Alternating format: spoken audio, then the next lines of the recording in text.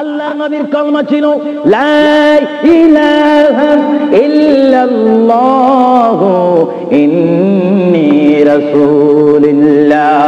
চিৎকার দিয়ে বলেন সুবহানাল্লাহ। আল্লাহর নবী বলেছেন লা ইলাহা ইল্লাল্লাহ, আল্লাহ ছাড়া কোনো মাবুদ নাই, ইন্নী রাসূলুল্লাহ, নিশ্চয় নিশ্চয় আমি আল্লাহর রাসূল। জোরে বলেন সুবহানাল্লাহ। এই জন্য সমাজে রয়েছে নিজে যাকে বড় বলে বড় সেই নয়, বলেন নিজে যাকে বড় বলে বড় সেই নয়, দশে যাকে বড় বলে বড় সেই হয়। আল্লাহর নবী বলে তোমরা যদি নিজকে নিজে বড় বলো তোমরা বড় হবে না, কিন্তু আমার বেলা এটা ব্যতিক্রম। আমি নিজকে নিজে বলতেছি ইন্নী রাসূলুল্লাহ, আমি আল্লাহর রাসূল। আমাকে যারা মানবে তারা সাহাবী জান্নাতি, আমাকে যারা মানবে না তারা বেদিন, তারা জাহান্নামী। জোরে বলেন সুবহানাল্লাহ। আমরা নবী মানতে চাই কি চাই না? আরো জোরে বলেন চাই কি চাই না?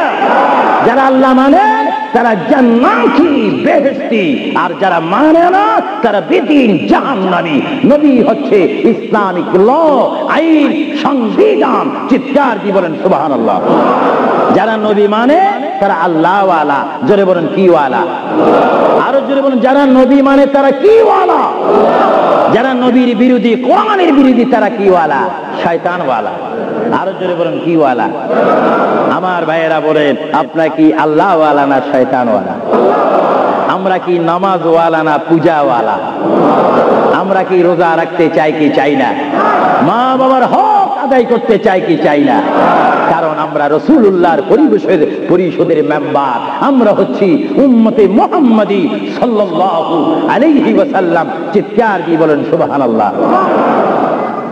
আল্লাহর প্রিয় নবী উম্মতি উম্মতি বলে কাঁদতেছেন। কেঁদে কেঁদে তিনি আজরাইলকে হুকুম দিলেন আপনার কাজ আপনি করতে পারেন। আজরাইল ইসলাম আল্লাহর প্রিয় নবীর সিনা মুবারকের উপর হাত রাখলেন। হাত মুবারক রাখার পরে এই মুহূর্তের মধ্যে আল্লাহর নবী দুজানের বাচ্চা নবী তিনি একটা চিৎকার মারলেন, ও ভাই আজরাইল তুমি কি করতেছো? ইয়া রাসূলুল্লাহ আপনার রূহ মুবারক আমি বাহির করতেছি। আজরাইল তুমি কি করতেছো? ইয়া রাসূলুল্লাহ আপনার রূহ মুবারক আমি নিয়ে যাচ্ছি। আমার নবী চিৎকার দিয়ে বলে ভাই আজরাইল তোমাকে একটু আমি অনুরোধ করে তুমি একটু দেরি করো, তুমি আমার বুকের উপরে কি রেখেছো? ইয়া রাসূলুল্লাহ আপনার বুক মুবারকের উপর আমি শুধু হাতটা রাখলাম। আজরাইল তুমি বুঝি হাত রেখেছো? আমার অনুভব হয় যেন 7টা আসমান আর 7টা জমিন আমার বুকের উপরে দিয়েছো। আজরাইল 7টা আসমান আর 7টা জমিন যেন তুমি আমার বুকের উপরে দিয়েছো। এই মৃত্যুর যন্ত্রণা আমি সহ্য করতে পারি না।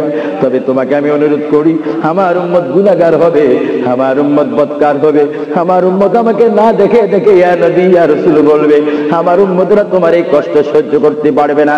আজরাইল তোমাকে আমি অনুরোধ করে গেলাম কিয়ামত পর্যন্ত যত কোটি কোটি উম্মত পৃথিবীর বুকে মৃত্যুবরণ করবে সকলের কষ্টটুকু তুমি আমাকে দিয়ে দাও, আমি নবী সহ্য করব, তবু আমার উম্মত সহ্য করতে পারবে না। জোরে বলেন সুবহানাল্লাহ। আল্লাহ রাব্বি কেঁদে কেঁদে যখন বলেন এই মুহূর্তে আজরাইল বলে ইয়া রাসূলুল্লাহ ইয়া হাবিবাল্লাহ আপনাকে আমি একটা কথা জানাই দিতে চাই, যারা আপনারা আশিক, যারা আপনার গোলাম, যারা আপনার প্রেমিক, যারা কোরআন শরীফ পড়ে, যারা দুরূদ শরীফ পড়ে, যারা নামাজ পড়ে, আল্লাহর সাথে কাউকে শরীক করে না, নবীর সাথে বেয়াদবি করবে না, আউলিয়া কেরামের সাথে বেয়াদবি করবে না। ইয়া রাসূলুল্লাহ তাদের মধ্যে আল্লাহ এমন একটা ঈমানের স্পিরিট দিবে, তাদের সামনে যখন আমি চলে যাব চুম্বক চুম্বককে দেখলে যেমনি ভাবে একে অপরকে আকর্ষণ করে, ইয়া রাসূলুল্লাহ এমনি ভাবে আপনারা আশিকদের রূহ আমি নেব, তারা নিজেও বলতে পারবে না। ময়দার ভিতর থেকে একটা চুল বাহির করতে যেমনি ভাবে ময়দা ডিস্টার্ব হয় না, ইয়া রাসূলুল্লাহ আপনার চেহারা মোবারক তাদের সামনে আমি তুলে ধরবো, আপনার চেহারা দেখে দেখে আপনার উম্মতরা কলমা পড়তে পড়তে কবরের মধ্যে চলে আসবে। জোরে বলেন সুবহানাল্লাহ, বলেন আল্লাহু আকবার। আপনার সেই মৃত্যুর টাইমে রাসূলুল্লাহর চেহারা আনোয়ার দেখতে চান কি চান না? আরো জোরে বলেন চান কি চান না? রাসূলের চেহারা দেখলে জাহান্নাম পাওয়া যায় না, বেহেশত পাওয়া যায়। যাকে দেখলে বেহেশত পাওয়া যায় তিনি কেমন মানুষ? তিনি নূরের মানুষ, তিনি শ্রেষ্ঠ মানুষ, তিনি অতুলনীয় মানুষ, তিনি অতুলনীয় বাশার। আমার কিতাব আমার শেষ হয়েছে, আমি মাকামে হাবিব এই কিতাবের মধ্যে রাসূলুল্লাহর পজিশন তুলে ধরেছি। এটা আমার ব্যক্তিগত শিক্ষার থেকে নয়, ব্যক্তিগত চিন্তার থেকে নয়, আল্লাহর দেওয়া হুকুম থেকে আল্লাহ কোরআনুল কারীমে বলেছেন কুল ইন্নামা আনা বাশারুম মিসলুকুম। এই আয়াতের তাফসীর করতে গিয়ে মুহাম্মদ রাসূলুল্লাহ সাল্লাল্লাহু আলাইহি ওয়াসাল্লাম এমন মানুষ পৃথিবী সৃষ্টি হয়েছে শুরু করে কিয়ামত পর্যন্ত মানুষের শ্রেণী হবে একরকম, আর আমার নবীর শ্রেণী হবে আরেক রকম। চিৎকার দিয়ে বলেন সুবহানাল্লাহ। মানুষের হাতে আসমান পায় না, আমার নবী বলেন আমি চলাফেরা করি জমিনে আর আমার হাত থাকে আসমানে। আরো জোরে বলেন না সুবহানাল্লাহ। এজন্য মুহাম্মদ রাসূলুল্লাহ আর আমাদের মধ্যে ব্যবধান আছে কিনা? আরো জোরে বলুন আছে কিনা? আল্লাহর প্যারা নবী মুহাম্মদ রাসূলুল্লাহ রূহ মুবারক নেওয়া হলো। বুঝে যদি নবীও চলে যেতে হয় সেখানে তো আপনার থাকার কোনো ব্যবস্থা নেই। চিন্তা করেন আপনার ঘরটা কত লক্ষ টাকার, আপনার অবস্থান কত কোটিপতি শিল্পপতি, সব বৃদ্ধা সব বানর আমার আপনার পর হবে, কিচ্ছু সঙ্গে যাবে না। একমাত্র রাসূলুল্লাহর সুন্নাত, আল্লাহর হুকুম, রাসূলুল্লাহর আদর্শ আমার আপনার কবর ও হাসরের নাজাতের ফয়সালা হবে। চিৎকার দিয়ে বলেন সুবহানাল্লাহ। আমরা কি আখিরাতে আযাব চাই না নাজাত চাই? আরো জোরে বলেন আযাব চান না নাজাত চান? আমরা কি অশান্তি চাই না শান্তি চাই? দোজখ চাই না বেহেশত চাই? আল্লাহ চাই না শয়তান চাই? আরো জোরে বলেন কি চাই? আল্লাহ রাসূল আমরা চাই কি চাই না? মুহাম্মদ রাসূলুল্লাহর রূহ মুবারক নেওয়া হলো, নিয়ে গেলেন। সাহাবায়ে কেরামের মধ্যে চিৎকার শুরু হলো, প্রিয় নবী চলে গেলেন। আল্লামা শেখ আব্দুল হক মুহাদ্দিস নবী মাদারিসুন নবুয়তের মধ্যে তিনি বলেন বিশ্বের শ্রেষ্ঠতম ক্লাস নম্বর 1 মুহাদ্দিস, যার সিনার মধ্যে লক্ষ লক্ষ হাদিস মুখস্থ ছিল। তিনি মাদারিসুন নবুয়ত ফারসি কিতাবের মধ্যে তিনি লেখেন মুহাম্মদ রাসূলুল্লাহর রূহ মুবারক যখন নেওয়া হলো, আল্লাহর পেয়ারা হাবিবের রূহ মুবারক নিয়ে আসমানে আজরাইল প্রথম আসমানে চলে গেলেন। জোরে বলেন কোথায়? প্রথম আসমানে গেল, দ্বিতীয় তৃতীয় চতুর্থ পঞ্চম ষষ্ঠ, সপ্তম আসমানে যখন চলে গেল, ওই সপ্তম আসমানে যাওয়ার পরে আল্লাহ রাব্বুল আলামিন হাকামুল হাকিমিনের ওই পাঠানো আজরাইল তিনি চিৎকার দিলেন ফেরেশতাদের মহলের মধ্যে গিয়ে, ফেরেশতাদের কাছে গিয়ে তিনি একটা চিৎকার দিলেন, এই ফেরেশতারা তোমরা একটু আমাকে বিপদ থেকে রক্ষা করো। আমি জীবনে অনেক রূহ নিয়েছি কিন্তু এমন একটা চিন্তা অনুভব করিনি মুহাম্মদ রাসূলুল্লাহর রূহ মুবারক আমার হাতের মধ্যে, এই রূহুর নূরের তাজাল্লি আমি সহ্য করতে পারছি না, তোমরা এই নূরটা একটু গ্রহণ করো।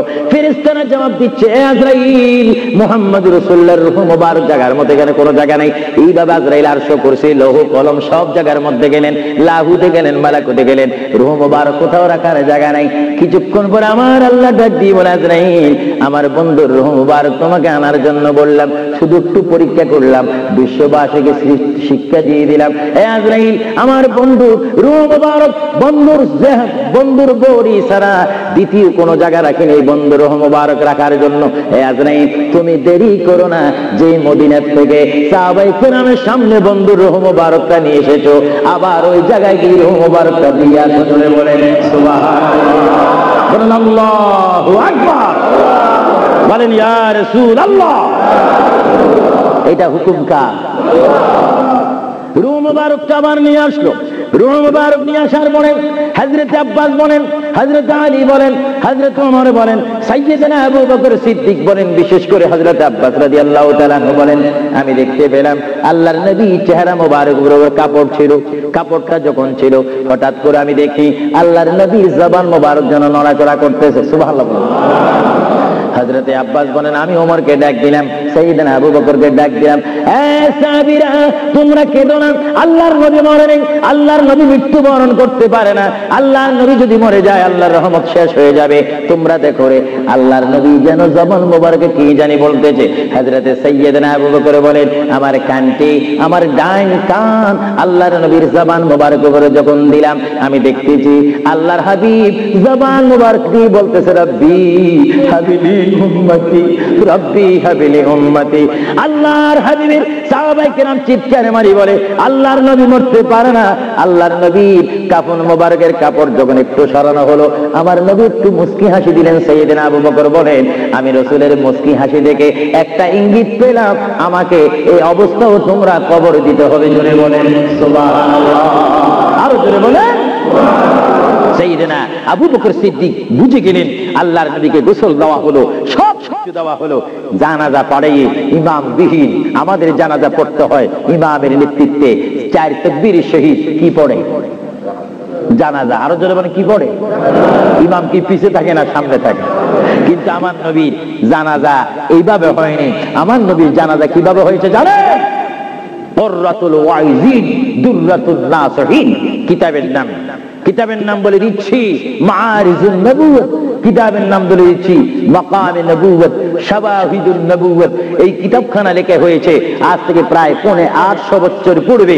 আল্লামা আব্দুর রহমান নুরউদ্দিন জামি রাহমাতুল্লাহ আলাইহি কিতাবের মধ্যে উল্লেখ করেন মুহাম্মদুর রাসূলুল্লাহ সাল্লাল্লাহু আলাইহি ওয়াসাল্লাম এমন একজন পয়গম্বর যার মৃত্যু এমন একটা মৃত্যু হয়েছে যিনি কবর শরীফে যাওয়ার আগে তার নামাজে জানাজা পড়েছেন।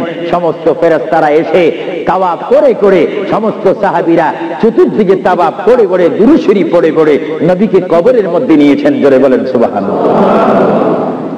তোর নবীর জানাজা আমাদের জানাজা যেমনি ভাবে পড়া হয় নবীর জানাজা তেমনি ভাবে পড়া হয়নি। কারণ আমাদের জন্য মৃত্যু ব্যক্তির জন্য জানাজা কি ফরজে কিফায়া, আর আমার নবী কি মরা না জিন্দা? আওয়াজ বোঝা যায় নবী মরে গেছে। আরো জোরে বলেন নবী মরা না জিন্দা? আপনার মদিনা শরীফ যান মরা নবীর কাছে না জিন্দা নবীর কাছে? নামাজে যে নবীকে সালাম দিচ্ছেন মরা নবী না জিন্দা নবী? এই জন্য আমার মা বোনকে আমি বলবো, আমার বাবাদেরকে বলবো, আমার নওজোয়ান ইসলামিক সেই সৈনিকদেরকে বলবো, আহলে সুন্নাত ওয়াল জামাতের কর্মী বাহিনীকে বলবো, আপনারা যখন নামাজ পড়বেন নামাজের মধ্যে যখন সালাম দিবেন আত্তাহিয়াতু পড়তে গিয়ে আসসালামু আলাইকা আইয়ুহান নবিয়্যু যখন বলবেন নিয়ত রাখবেন, খেয়াল রাখবেন, ধারণা করবেন নবী আপনার সামনে, নবী আপনাকে দেখতেছে। যদি আপনি না দেখেন এই চিন্তা অনুভব করে যদি আপনি নামাজ পড়েন এই নামাজটা আপনার জন্য হয়ে যাবে মেরাজ এবং বেহেশতের তালা খোলার চাবি। চিৎকার দিয়ে বলেন সুবহানাল্লাহ। এই জন্য রাসূলুল্লাহ বলেন আসসালাতু মিফতাহুল জান্নাহ, এবং অন্য হাদিসে বলা হচ্ছে আসসালাতু মিরাজুল মুমিনিন, নামাজ হচ্ছে ঈমানদারের জন্য মেরাজ। তাদের জন্য মেরাজ যারা নবী ওয়ালা হয়ে নবীকে মহব্বত করে আল্লাহর ভয়ে নামাজ পড়বে, সে নারী হোক আর পুরুষ হোক, তার জন্য ওই নামাজটা জান্নাতের দরজা খোলার চাবি হয়ে গেল। চিৎকার দিয়ে বলেন সুবহানাল্লাহ। আমরা নামাজ পড়তে চাই কি চাই না? আরো জোরে বলেন চাই কি চাই না? এটা দরুদ শরীফ পড়েন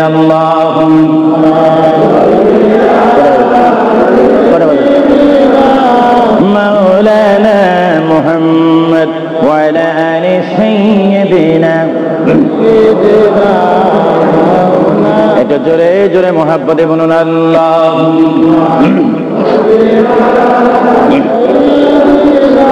এখন করা বাজায় ওয়া আলা আলি সাইয়্যিদিনা। শ্রোতারা, আপনাদের প্রতি অনুরোধ, আমাদের শেষ একটি দায়িত্ব রয়েছে দোয়া। জোরে বলেন কি? আপনারা দোয়া চান না? অবশ্যই আসরের নামাজ পড়ার টাইম থাকবে, আপনারা বাসায় গিয়েও নামাজ পড়তে পারবেন। আপনাদের কাছে আমার অনুরোধ রইল, কবর থেকে আমাদের সামনে উপস্থিত হবে হাসর। জোরে বলেন কি? আমি আপনি যখন কবরের মধ্যে যাব, যেই কবর হবে মাটির, যেই কবর হবে পাটিবিহীন, পাটি থাকবে না, চাটাই থাকবে না, বালিশ থাকবে না, আপনার বেডশিট থাকবে না, সেখানে এয়ার কন্ডিশন থাকবে না, সেখানে আপনাকে শোয়াই দিবে যে মানুষটি কুতুবুতি ছিলেন, শিল্পপতি ছিলেন, বুদ্ধিজীবী ছিলেন, আইনজীবী ছিলেন, চিন্তাবিদ ছিলেন, রাজনৈতিক অরাজনৈতিক লিডার ছিলেন, ব্যক্তিত্ব ছিলেন, ব্যক্তি নিয়ে আপনি পৃথিবীতে ফখর করেছিলেন। আজকে সেই মানুষটি 3.5 হাত কবরের মধ্যে সমাজবিহীন, সাথীবিহীন কবরের মধ্যে যখন পিঠা লাগাবে, ওই পিঠা লাগাইবার টাইমে একটা দোয়া পড়া হয় কি হয় না? আরো জোরে বলুন হয় কি হয় না? আমার ভাইয়েরা বলেন বিসমিল্লাহি ওয়া আলা মিল্লাতি রাসূলিল্লাহ বলা হয় কি হয় না? কি বলা হয়? বিসমিল্লাহি ওয়া আলা মিল্লাতি রাসূলিল্লাহ। কার মিল্লাতে রাখবেন আপনাকে আমাকে? নবীর। আর জোরে বলুন কার? আপনাকে আমাকে রসুলের মিল্লাতে রাখবে, আর আমরা সেই রসুলের কোলে যেতে চাই কি চাই না?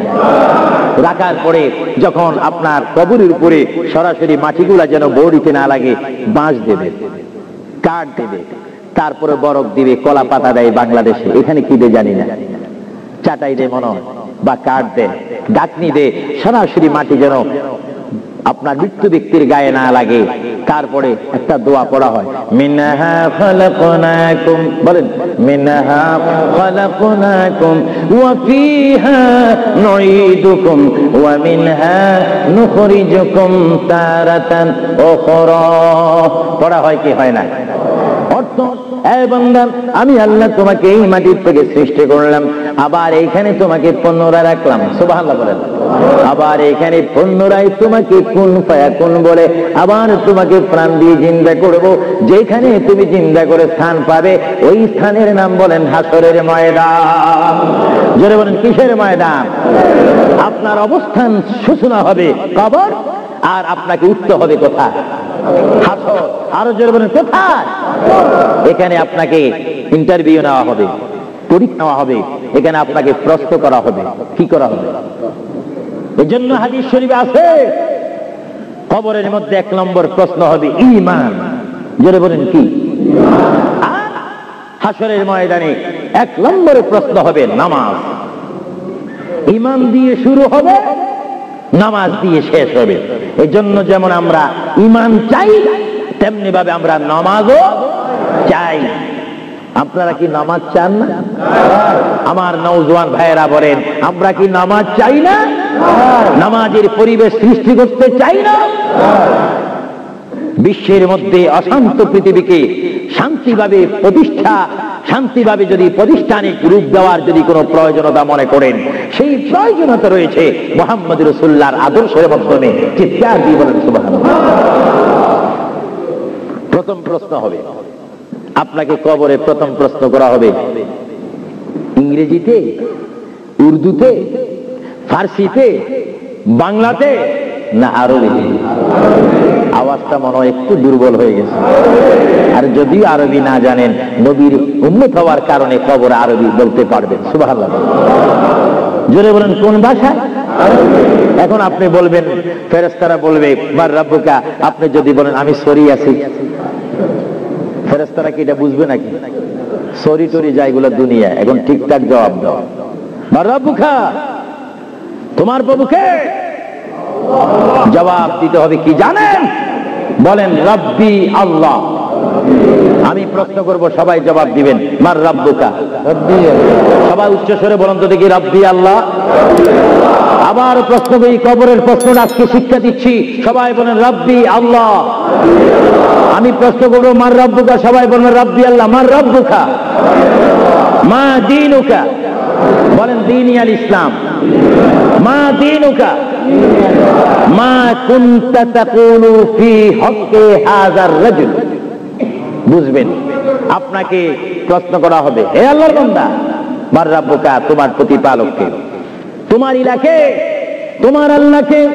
আপনি যদি ইমানদার হন, নামাজি হন, আল্লাহ ওয়ালা হন, মিথ্যা কথা যদি না বলেন, শিরিক বেদাত যদি না করেন, রাসূল শানে যদি বেয়াদবি না করেন, আপনি বলবেন রাব্বি আল্লাহ। ফেরেশতারা সঙ্গে সঙ্গে বলবে মা দীনুকা, এই ব্যক্তি তোমার দিন কি? বলবেন দীনি আল ইসলাম, আমার ধর্মের নাম দিন ইসলাম। এবার মুনকির নকির প্রশ্ন করবে, হে আল্লাহর বান্দা, বড় সাবধানের সহিত তুমি প্রশ্নের জবাবটা দিও। এই প্রশ্নের উপরে তোমার নির্ভর করবে জান্নাত এবং দোজখ। তোমাকে প্রশ্ন করতে চাই, মা কুনতা তাকুলু ফি হক্কি হাযার রাজুল। এইভাবে দেখাই দিবে, মা কুনতা তাকুলু ফি হক্কি হাযার রাজুল। মৃত্যু ব্যক্তি, যিনি তোমার কবরের মধ্যে উপস্থিত হয়ে সোনার একজন নূরের মানুষ দাঁড়িয়ে আছে, এনাকে তুমি চিনোনি? যারা আশিকে রাসূল নবীওয়ালা, তারা সঙ্গে সঙ্গে বলবেন, ফেরেশতারা চলে যাও, ইনি হচ্ছে আমার প্রিয় নবী মুহাম্মদুর রাসূলুল্লাহ সাল্লাল্লাহু আলাইহি ওয়াসাল্লাম। আমার আল্লাহ বলবে মুনকির নকির, আর দেরি করো না, আমার আদরের বান্দার কবরের সাথে জান্নাতের সাথে দরজা দিয়ে দাও। যদি বলেন সুবহানাল্লাহ, আরো জোরে বলেন। আপনার কবর থেকে জান্নাতের পরিবেশ লাভ করতে হলে মুহাম্মদ রাসূলুল্লাহর ভালোবাসার প্রয়োজন আছে কিনা? আরো জোরে বলেন, আছে কিনা? 3টি প্রশ্ন শেষ। যদি ভালো হয় হাসরের ময়দানে উঠবেন, তাকদীর যদি ভালো হয় ডাইন হাতে আমলনামা, আর যদি তাকদীর মন্দ হয় বাম হাতে আমলনামা। উঠবেন আপনি, যারা আসামি কাঠগড়ায় থাকবেন, হাত এইভাবে থাকবে, আগুনের রশি, আগুনের শিখর হাতে থাকবে, ফেরেশতারা টেনে টেনে মিজানের কাছে নিয়ে যাবে, মিজানে তুলবে, বদ বেশি গুনাহ বেশি, ফেরেশতারা আগুনের দোররা মেরে মেরে আপনাকে জাহান্নামের দিকে টেনে টেনে নিয়ে যাবে। জাহান্নামীদেরকে, আর যারা জান্নাতি তারা স্বাধীনতা লাভ করে তারা জান্নাতের দিকে যাবে। জোরে সুবহানাল্লাহ। এই ভাইরা আমার, আল্লাহর প্রিয় নবী, দু জাহানের বাদশা নবী মুহাম্মদ রাসূলুল্লাহ সাল্লাল্লাহু আলাইহি ওয়াসাল্লাম বলেন, এমন অবস্থার মধ্যে হাসরের ময়দানে আমরা সবাই উঠব। হাসরের ময়দানে যখন আমরা সবাই উঠব, ময়দান থেকে উঠার পরে আমরা সবাই হাসরের ময়দানে উপস্থিত হব। হাসরের ময়দানে উপস্থিত হওয়ার পরে এই মুহূর্তের মধ্যে আল্লাহর প্রিয় নবী, দু জাহানের বাদশা নবী মুহাম্মদুর রাসূলুল্লাহ সাল্লাল্লাহু আলাইহি ওয়াসাল্লামকে আমরা সবাই তাল্লাশি করব। হাসরের ময়দানে 12 সূর্যের তাপ যখন আমার আপনার মাথার উপরে থাকবে, ওই মুহূর্তের মধ্যে আমরা সর্বপ্রথম আমাদের বাবা আদম নবীর কাছে যাব। জোরে বলেন সুবহানাল্লাহ। কোন নবী? আরো জোরে বলুন না, আমাদের বাবার নাম কি? আদম আলাইহিস সালাম। বলেন, জোরে বলেন, বাবার নাম কি? ওনাকে আমরা বাবা বলতে কি লজ্জা পাই নাকি? তিনি কি দ্বিতীয় মানুষ না প্রথম মানুষ? জোরে বলেন, কোন মানুষ? আদম আলাইহিস সালামের বাবার নাম কি? চিন্তায় বুঝাবে, আপনারা অনেকে জানেন, বলেন না নাই? জোরে বলেন, আদম আলাইহিস সালাম বাবা, মা নাই, দাদা। তো দাদা দাদি ছাড়া, মা বাবা ছাড়াও আল্লাহ মানুষ তৈরি করতে পারে কিনা? আরো জোরে বলুন না, পারে কিনা? এই ক্ষমতা কার? ইন্নাল্লাহা আলা কুল্লি শাইইন কাদির। যিনি সর্বময় শক্তির মালিক, ক্ষমতার মালিক, তিনি কে? আরো জোরে বলুন, তিনি কে? আমরা সবাই কবর থেকে হাসরের ময়দান উঠব। আমি আজকে একটি কথাও কোরআন হাদিসের বাহিরে বলিনি, কিচ্ছা বলার সময় নেই। আমি আহলে সুন্নাহ ইসলামিক ফাউন্ডেশনের প্রেসিডেন্ট থেকে শুরু করে সকল মেম্বারকে, জেনারেল সেক্রেটারি থেকে শুরু করে সকল এলাকাবাসীকে, ওয়ার্ল্ড আহমেদ সকল ইমানি ভাইদেরকে ধন্যবাদ, পায়েন্দাবাদ, মোবারকবাদ, জিন্দাবাদ, ধন্যবাদ জানাচ্ছি, খুশআমদ জানাচ্ছি। আপনারা যে একটি বিষয়বস্তু আমাকে দিয়েছেন, কবর ও হাসর। কারণ আমরা রয়েছি বর্তমান দুনিয়ার মধ্যে, সামনে আমাদের অবস্থান কবর, তারপরে হবে আমাদের হাসর। সেইখান থেকে তাকদীর যদি ভালো হয় আমরা চলে যাব বেহেশতে। চিৎকার দিয়ে বলেন সুবহানাল্লাহ। আপনারা কি বেহেশত চান না? আওয়াজ দিয়ে বলেন, একটু বেহেশত চান না? বেহেশত যাইতে হলে বেহেশতের কাজের প্রয়োজন আছে না? দেখা যাবে কিছুক্ষণ পরে কাজটা কেমন। ভাইরা আমার, সমস্ত মানুষ আমরা হাসরের ময়দানে উপস্থিত হয়ে এবার আমরা কি বলবো? নফসি নফসি, ইয়া নফসি ইয়া নফসি, সবাই বলবো। হঠাৎ করে আমরা দেখব আদম আলাইহিস সালাম, আমরা বলবো, এ বাবা আবুল বাশার আদম আলাইহিস সালাম, আপনি আমাদের বাবা, আপনি দুনিয়ার প্রথম মানুষ, আপনার দরবারে আমরা এসেছি, আমাদের জন্য একটু সুপারিশ করেন। জোরে বলেন, কি করেন? আমাদের জন্য একটু সুপারিশ করেন। আল্লাহর দরবারে কাঁদেন। তিনি বলবে, লাস্তু লাস্তু হুনাকুম লাস্তু হুনাকুম। তিনি চোখের পানি ছেড়ে দিবেন আর বলবেন, আমি নিজের জন্য আল্লাহর দরবারে কাঁদতেছি, তোমাদের জন্য আমি কিচ্ছু করার নেই। তখন আমরা যাব নূহ আলাইহিস সালামের কাছে। নূহ আলাইহিস সালাম বলবে, আমি তোমাদের জন্য কিছু করতে পারবো না। তখন যাব আমরা ইব্রাহিম নবীর কাছে। ইব্রাহিম নবী আমাদের জন্য কিছু করতে পারবে না। সমস্ত মানুষ আমরা পেরেশান হয়ে যাব। 12 সূর্যের তাপ আমাদের মাথার উপরে থাকবে, যে ময়দানের নাম হাসর। আমার মা বোনকে বলতেছি, আপনার সামনে কবর রয়েছে, কবরের পরে হাসর। আমার বাবারা বলতেছি, আপনার সামনে কবর, তারপরে হাসর। ওই হাসরের ময়দানের জন্য প্রস্তুতি হন।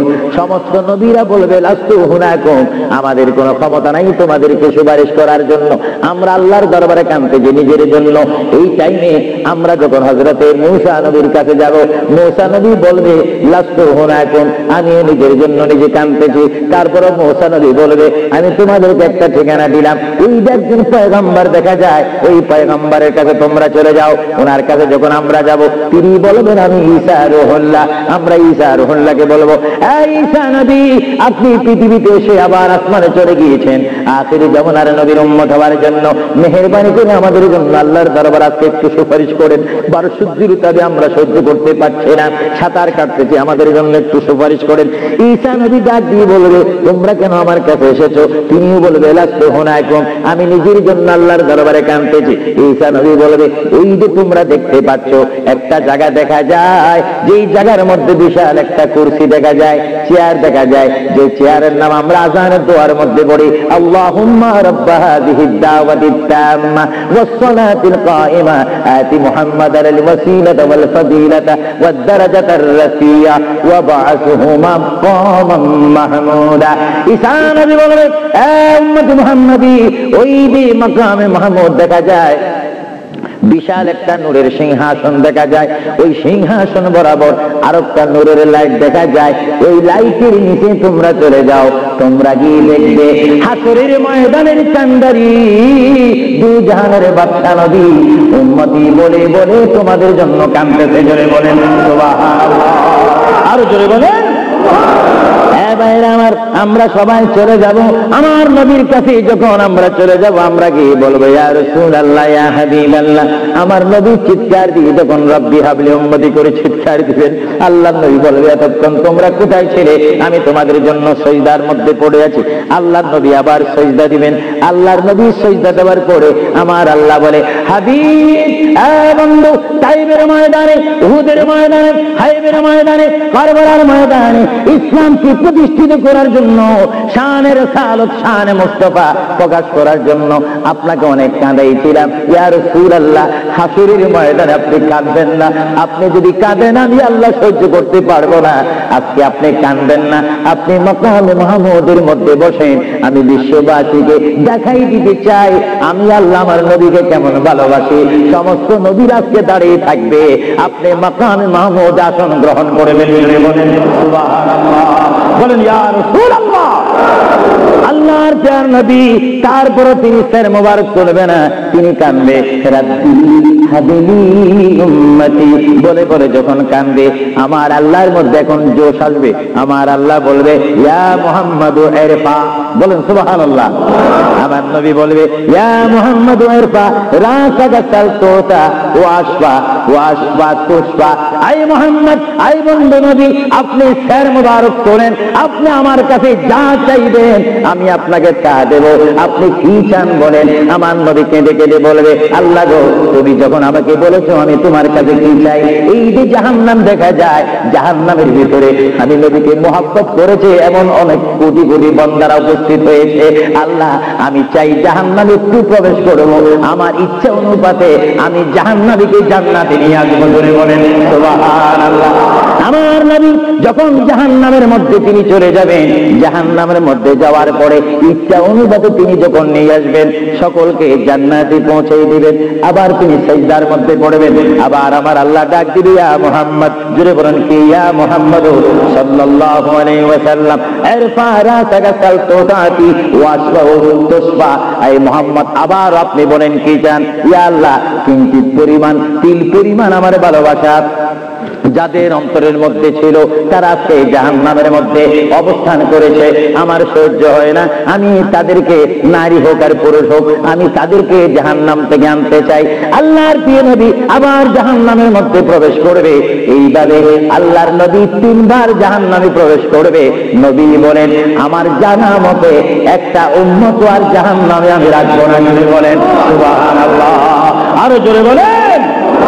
এজন্য আল্লাহ রাব্বুল আলামিন কোরআন শরীফের মধ্যে আল্লাহ রাব্বুল আলামিন বলেন, মান যাল্লাযী ইয়াশফা।